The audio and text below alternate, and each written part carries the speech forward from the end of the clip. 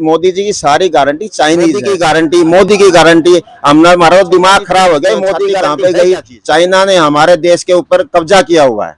आप वहाँ टोकलाम बॉर्डर पे जाओगे तो कम से कम भी 3000 वर्ग किलोमीटर जमीन पे हमारे कब्जा किया हुआ है। फॉरेन जितनी भी फॉरेन पॉलिसी वो ये कह रहे हैं अगर 5000 का तो सिलेंडर हो जाए और 5000 लीटर हो जाए पेट्रोल, लेकिन वोट देंगे मोदी को, ठीक है ना। तो ये अंधभगत होते हैं लोग कुछ, उसका हमारे पास कोई इलाज नहीं है।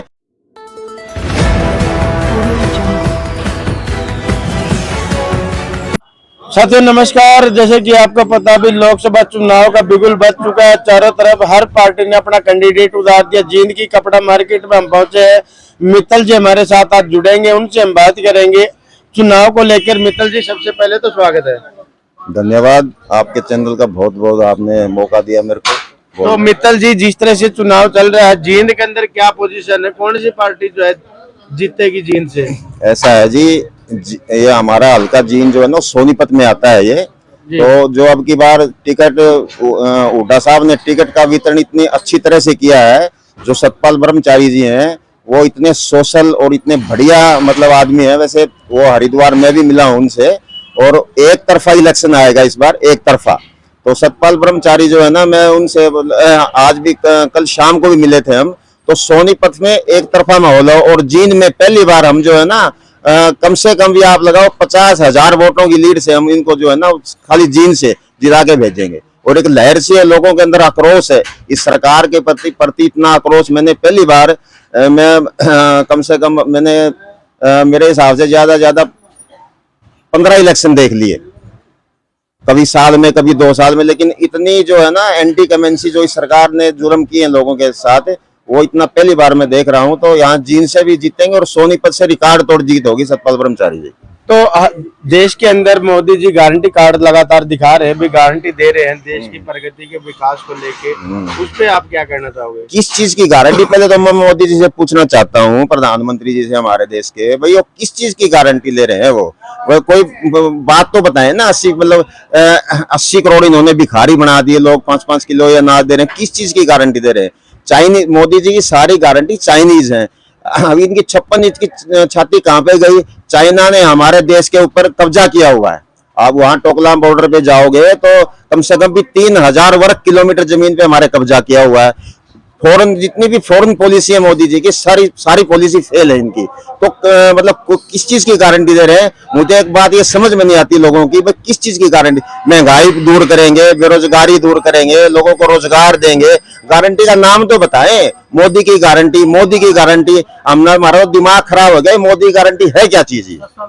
हाँ, guarantee guarantee guarantee guarantee. BJP कार्यकर्ताओं का कहना है भी मोदी जी के आने से एक नई ऊर्जा उत्पन्न हुई है, एक नई ताकत जो देश को मिली है। ऐसा है, मोदी जी उन्हीं पर कूदते हैं जो ये 20% अंधभगत हैं। वो ये कह रहे हैं अगर 5000 का तो सिलेंडर हो जाए और 5000 लीटर हो जाए पेट्रोल, लेकिन वोट देंगे मोदी को, ठीक है ना। तो ये अंधभगत होते हैं लोग कुछ, उसका हमारे पास कोई इलाज नहीं है। बाकी 80% लोग जो है ना इसके खिलाफ है, ठीक है ना। और इस बार पता भी लग जाएगा। बाकी अगर इलेक्शन फेयर इलेक्शन हो जाए, अगर ईमानदारी से इलेक्शन हो जाए तो इनकी सीट 40 नहीं आएंगी।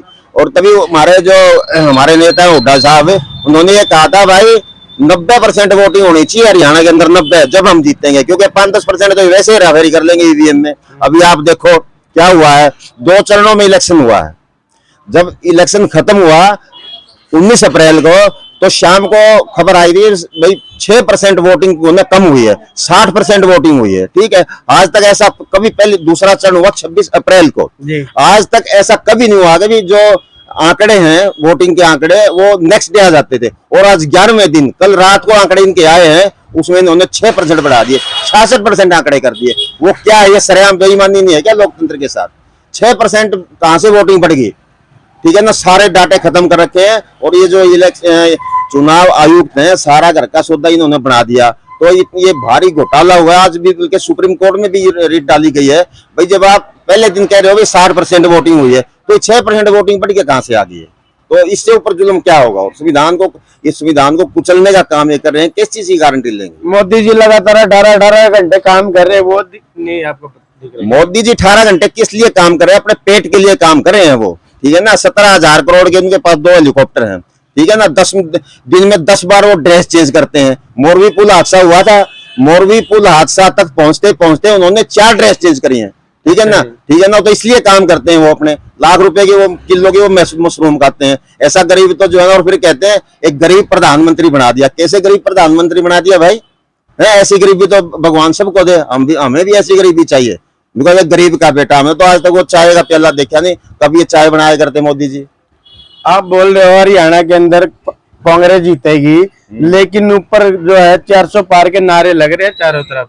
तो 400 पार के नारे लग रहे हैं ना, ये तो देखो, ये तो हर पार्टी करती है माहौल बनाने के लिए 400 पार के नारे। मैं ये कहता हूं अगर फेयर इलेक्शन हो जाए तो इनकी 100 सीटें नहीं आएंगी बीजेपी, वो मैंने पहले आपको बताई बात। अगर फेयर इलेक्शन ईमानदारी से होंगे तो कहां से आएंगे? आप एक छोटी सी बात बताओ मेरे को, पिछली बार 303 सीटें थी इनकी, 303। अगर आप पूरे उत्तर भारत में हिसाब लगाओगे तो 303 सीटें उस टाइम थी जब पुलवामा कांड हुआ था।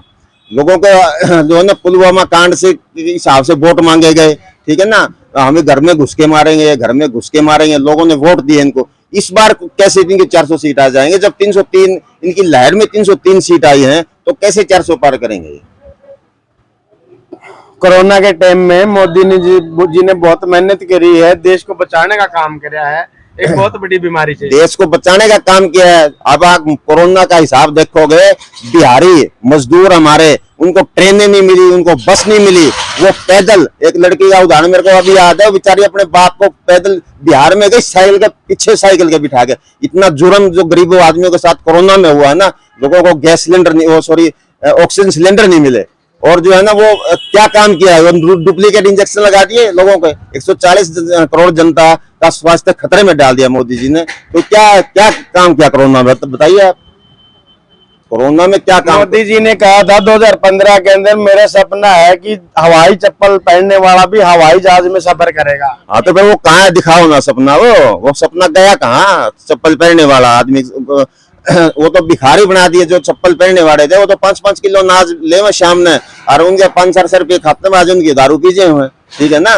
तो ये तो बेरोजगारी बढ़ा दी। जब मोदी जी 5 किलो अनाज देना बंद कर देंगे 80 करोड़ जनता को, तब क्या होगा उनका? वो लुटेरे बनेंगे, वो लोगों को लूटेंगे। वो जब वो भूखे मरेंगे तो वो, उनके बच्चे 5वीं फेल हैं, उनको नौकरी उनको मिलती नहीं, शिक्षा उनको मिलती नहीं। बताइए आप। मोदी जी बोल रहे भाई एक मौका और दे दो, मैं देश को सबसे शक्तिशाली देश बनाने का काम।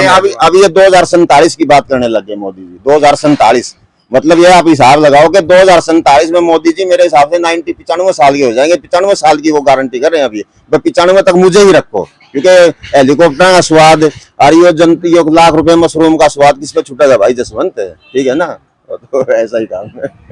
तो साथियों, जैसे कि बात की हमने, जो है लोकसभा चुनाव चल रहे हैं, मित्तल जी से हमने बात की, हर बात का उन्होंने बहुत बढ़िया तरीके से जो है उत्तर दिया है। तो जो भी साथी अपनी प्रतिक्रिया जरूर दे, और जो है चुनाव को लेके क्या प्रतिक्रिया आपकी है, कौन जीतेगा, और मित्तल जी के जो आंसर थे, उत्तर दे, उन पे आपकी क्या प्रतिक्रिया है, मोदी जी की गारंटी पे आपकी क्या प्रतिक्रिया है, और भी जो आगे हम न्यूज दिखा